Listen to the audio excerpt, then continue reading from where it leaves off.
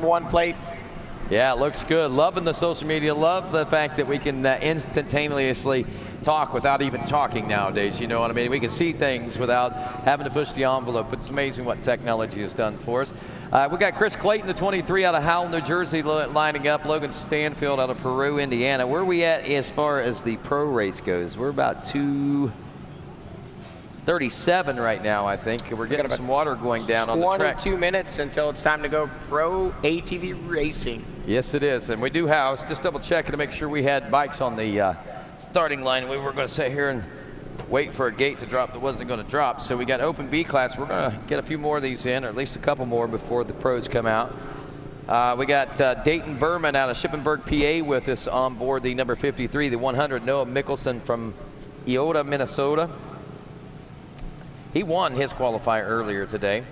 We got 109 Sam Jones out of Apex, North Carolina. The 132 Andrew Bean from Bridgewater, Mass. 139 Sean Woodhead from Medina, Ohio. 724 Justin Miller from Lebanon Church.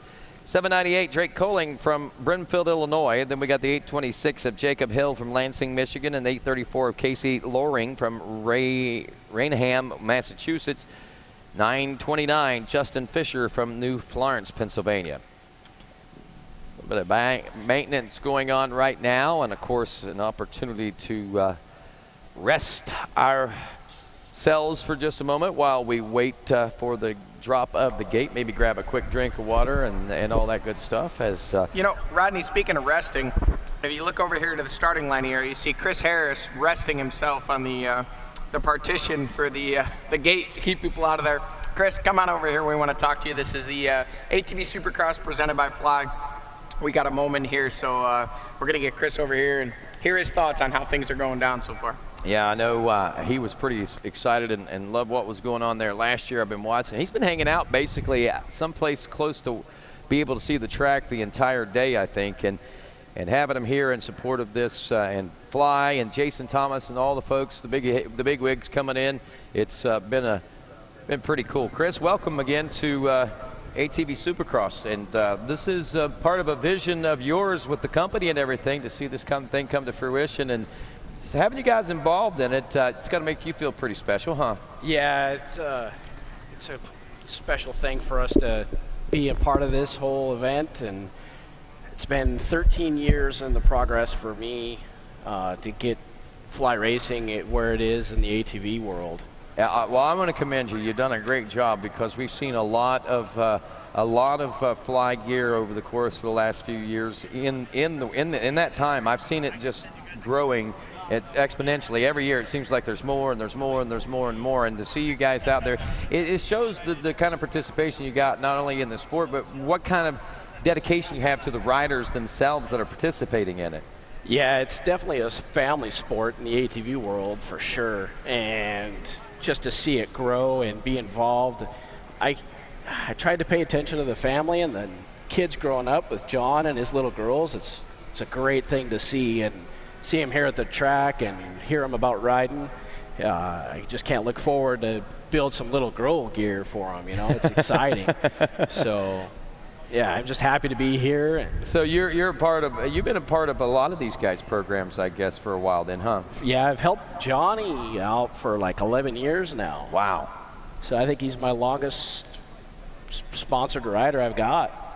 Man, that's going to make you feel pretty good. You jumped on with the right person there, didn't you? Yeah, I did. I definitely lucked out with Johnny. He's a great guy.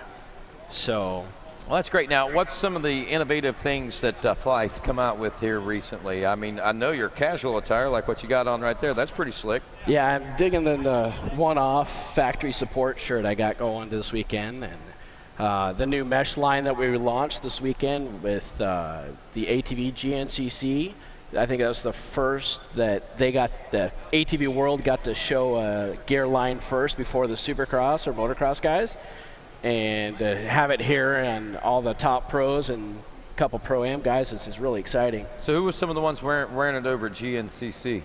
I got Chris Borich and Johnny, of course. Then Landon Wolf and Jay Shadron. Yeah, those guys, they all look good. I like that gear too, by the way. That's some good looking stuff. And appreciate everything that Fly does. Like I say, being a part of the action here at Daytona. Second year in a row, man, and hopefully there's many more to come, bro. Man, I hope so. All right, man. Now, just curious. I mean, whenever I know a lot of folks back home listening and watching on TV and stuff, and they're wondering about, you know, maybe one day I could be a part of the Fly family. How do you become a part of the Fly family? They, you know, make up their resume from past history of their riding, and I really don't turn anybody down. I want to grow the sport, so I'm going to try to help you out as best I can. So if you're dedicated to the sport, you're dedicated to the individual, then, right? Absolutely. I like the way that sounds. Chris, thanks a lot for taking the time to talk with us You today. bet. We look Thanks, forward Rodney. to seeing the things grow exponentially in the world of ATV motocross in the future for sure. And of course, we're getting ready to go with the Open B class next, and I know we got another guy I want to talk to, Justin, over here in just a couple moments before we get underway with the Pro class. Open B class was what's coming up next, and we got riders like Chris Lane, Perry Irvin, Tyler Trent, Josh Maley, Josh Deal, Chris Clayton. Right. As we Justin from over at Soaring Eagle, I guess is the best way that we can put it, joins us now. And Justin, I know I want to talk to you again a lot more, so stick around for just a few minutes. Right now, let's check out this start of the Open B class. And that looks like an old 250R out front. That's got to be one of the Root River rides, and that is the 100 of Noah Mickelson out of Minnesota, grabbing the early lead in this one. Noah Mickelson, the younger brother to Hayden Mickelson. We saw that Pro-Am class just a little while ago. And welcoming Justin, I want to say welcome here to Daytona, man. And I know that you've been a big part of this for a while. And just to let you know about Justin from Soaring Eagle. Justin is, you tell him about yourself a little bit. You're a big part of the Ricky Carmichael team. You're a big part of Soaring Eagle Casino and Resort. You bring it all together, man, and what we get is some pretty cool things, a good team, and even an edge of summer motocross when it's all said and done. Well, and that's the goal for today, right? Like, get out here, spend a little time at Daytona with the ATV crew, and promote our last race of the season. Edge of Summer ATV is the last Pro National up in Mount Pleasant, Michigan, September 9th. Points paying, we were really fortunate for Kerry and DC and the rest of the MX Sports crew to give us the opportunity to have a Pro National, Pro ATV National this year, and we're really excited about it.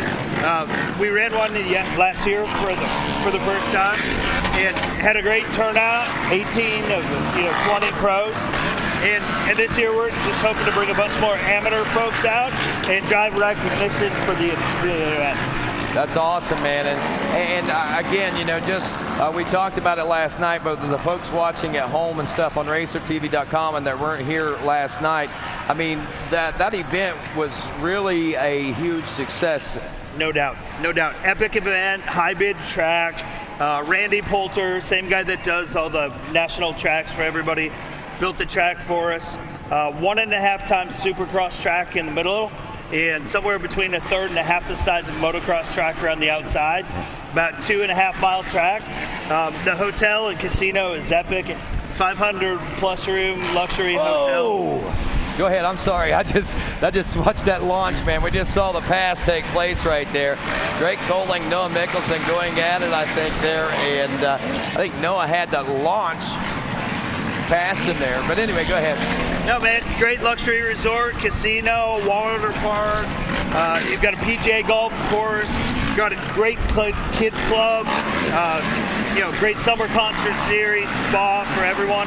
Great stuff to do for everybody, not just the race fans. The date on that is September 9th through September 11th. September 9th through the 11th. And if we want to find out more details on it, is there any place we can go just yet? 2 different websites. You can head over to www.soaringeaglecasino.com or www.redbudmx.com. Great, and I'm sure we'll have links eventually on atvmotocross.com as well. But Justin, thank you. Thank you, brother. Everything. Always great to see you. Hey, man, you too. Hey, I'm glad you got a Snickers and a Gatorade. You were a little hangry. I was a little angry earlier. I was turning ugly there for a little while.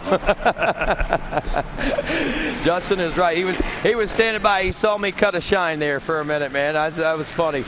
But Noah Mickelson cutting shines out on the racetrack right now, and he continues to lead this one out here 100 on that retro-looking Root River Racing ride. And man, I tell you, he runs those colors proudly, the red, white, and blue. And you know the folks at American Honda have got to be pretty stoked about that also. Drake Coling now some 5 seconds back in second. Sean Woodhead 6 seconds back in third. Josh Maley 3 seconds back and fourth. Here's the race. Joshua Deal, the 22 and the 12, are battling right now for fourth place. That's where the contested race is on the racetrack in the top 5, 6 or so. But after 4 laps, I believe 6 of these here scheduled for these Open B riders, Noah Mickelson still holding on to a comfortable lead. But here's the thing.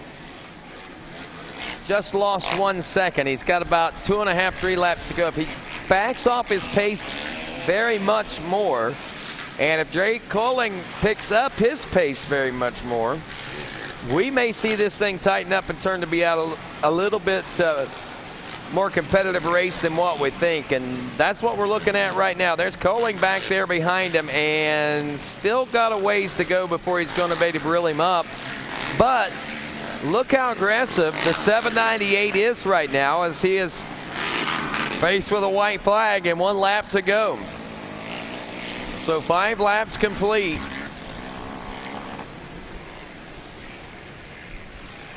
Coling, I got to wonder, is he still pushing like he was? There's Mickelson. He might be pushing even harder. And again, Coling was just a little bit faster, so we're down to 3.4 seconds. It's going to be tough to make up 3.5 seconds. But I'll tell you what they did do. They amassed a near 14-second lead over third place, the 139 of Sean Woodhead. And I'm not taking anything away from Sean Woodhead. I'm just saying, look how fast that Noah Mickelson and Drake Coling are going right now in this battle.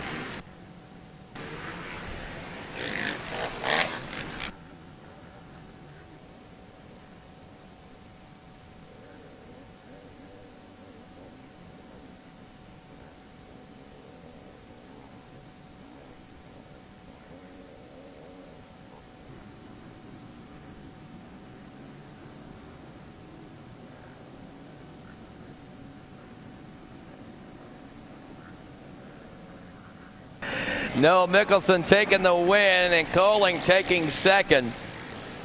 4 seconds was the gap as Coling slowed down too. Thumbs up from the Root River Racing rider. So Mickelson takes the win. Coling in second. Sean Woodhead in third. Joshua Deal is fourth. Andrew Bean rounds out your top 5, it looks like, in this one. And then it's... oh, we got to change there. Chris Lane actually moved up into the number 5 spot. Andrew Bean dropped to 6th. Josh Maley to 7th. Tyler Trent 8th. Perry Irvin went into 9th, and Justin Fisher rounding out your top 10 now here in this Open B class.